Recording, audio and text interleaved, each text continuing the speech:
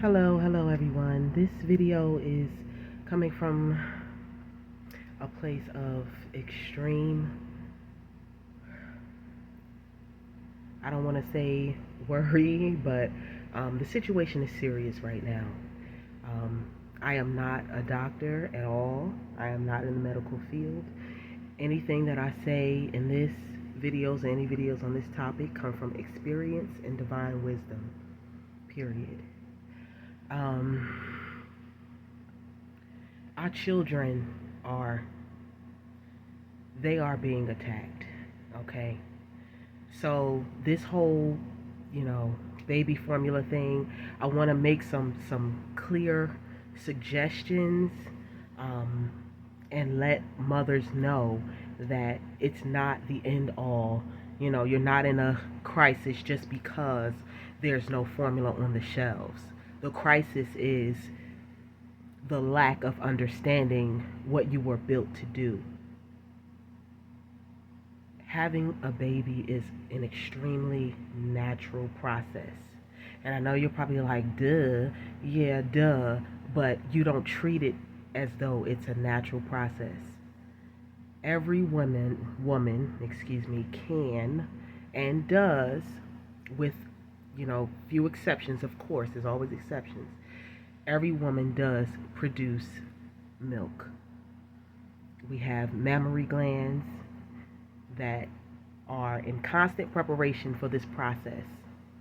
Now, I'm going to give some great tips on how to help you breastfeed if you are a new mother or expectant mother, and if you're already a mother and you're maybe still within the first year or maybe even the first 6 months, which would be even better. Three, whatever, how the younger your baby, the easier it will be for you to get your milk production started again. But this is 100% possible. um, Now, you can take some advice from a loving, caring person, or you can go and get the bio milk that's coming to the shelves next. And the biology of who or what. Bio milk. Bio, meaning life. From the life of who or what. What we express in our milks that's what fuels our child's future, literally. So, what I'm going to first say is, I know a lot of women say, oh, well, I didn't make milk. I didn't have any milk. It didn't come down to dinner. I understand that. I am not looking for a fight with you ladies. I'm just going to tell you why, the 99.9% reason why you didn't have your letdown. And, the letdown is when the milk. You weren't able to express milk. Um, like I said, birthing is a natural process. When you intervene in this process, then it throws everything off. It's a domino effect. When you ask for certain medications, um, like epidural, Pitocin, whichever one it is, certain other medications, these medications that are for your convenience, they are terrible for baby because they're interrupting the natural process. When you give Pitocin, it's forcing your labor. So it may not be when your body really wanted to have the baby. So that's why when you had the baby off of this induced labor, your body didn't produce the milk.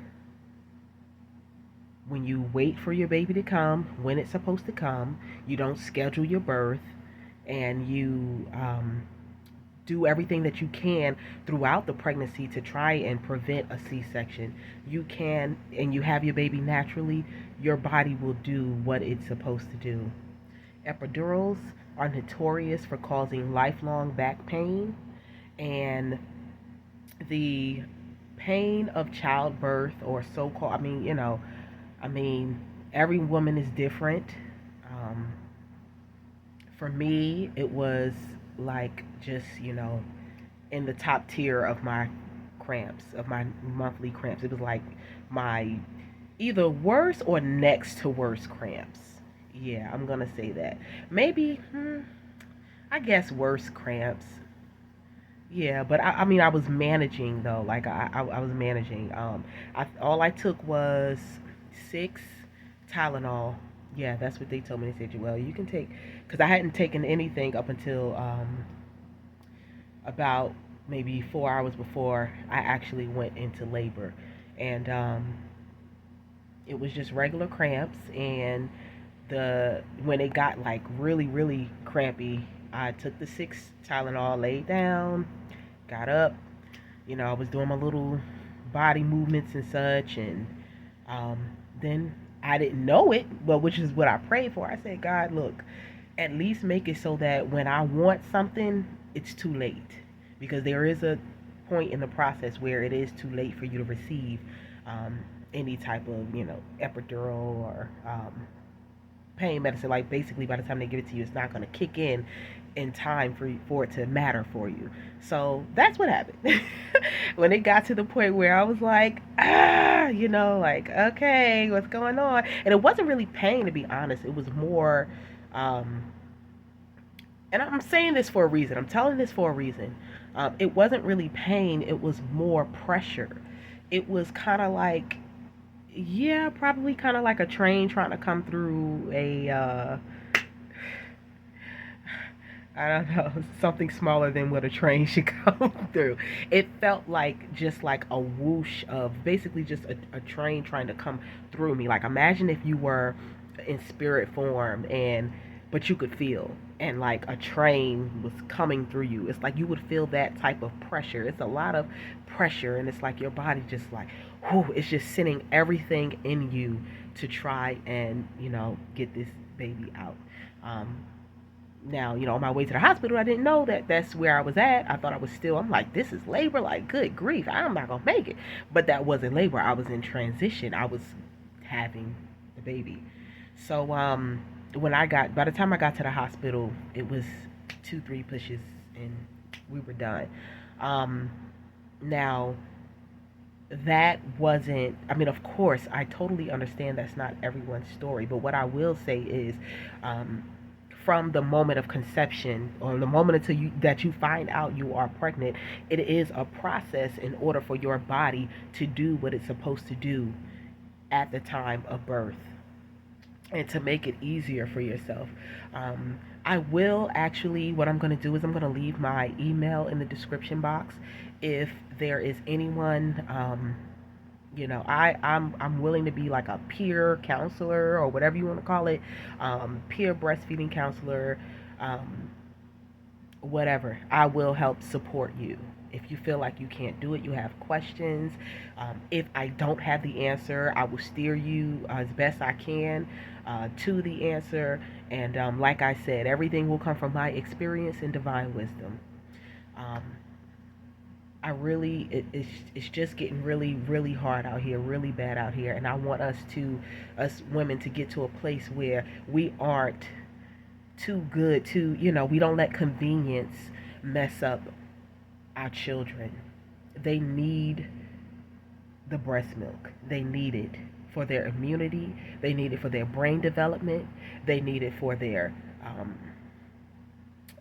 attention span. I mean, it's like so many things that come through the breast milk. It's ridiculous. And these copycats that are on the shelves, and they're terrible copycats.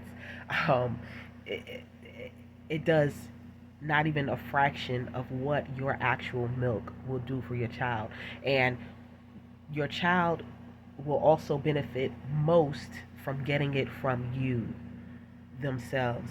Pumping is, that's an emergency. That should be left for emergencies.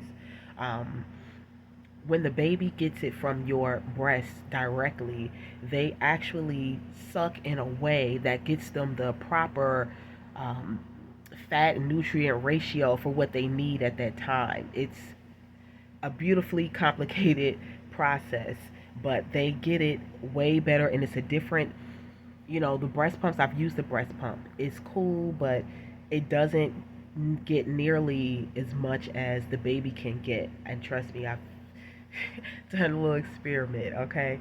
So, how can I say this? Yeah. Uh,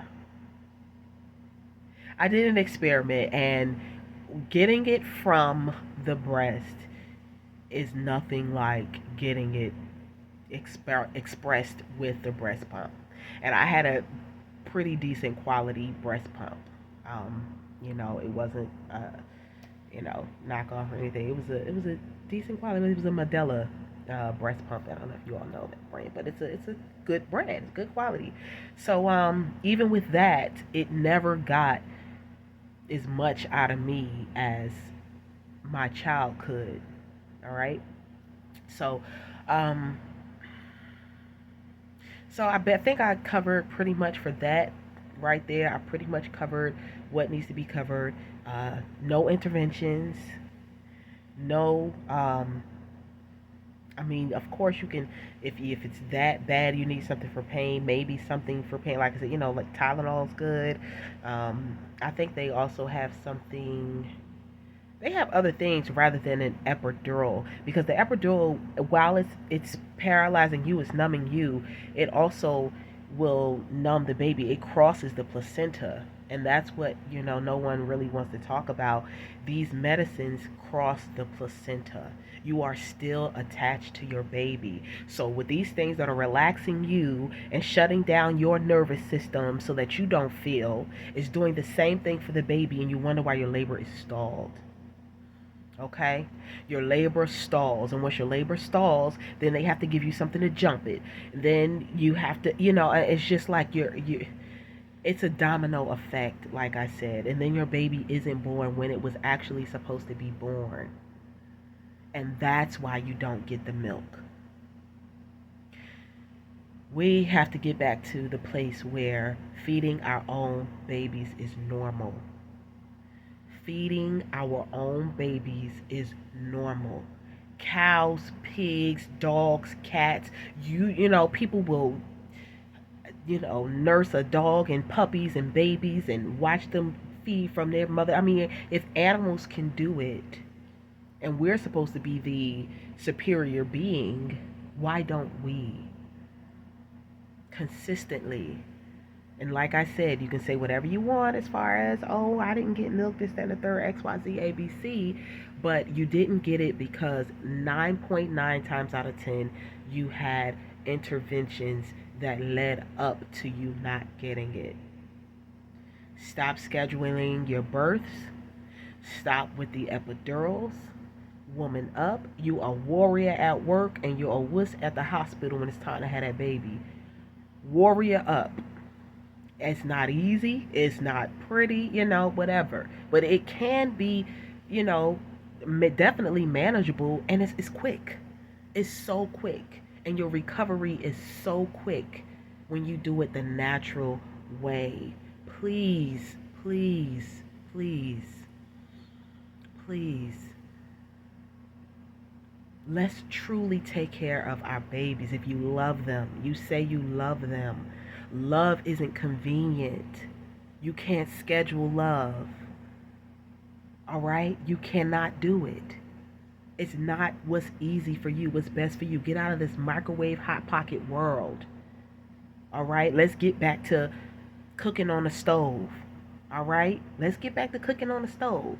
With things you had to actually wait, and you had to let something simmer down, and but it was the best meal ever. That one pot meal, it was real good. You treat your baby like that one pot meal. You got to put everything in to get everything out. You won't regret it. You'll notice your child's development and everything. I mean, it's just it's off the Richter scale. It really is, and they don't tell you that. But I will. I love you. Take care.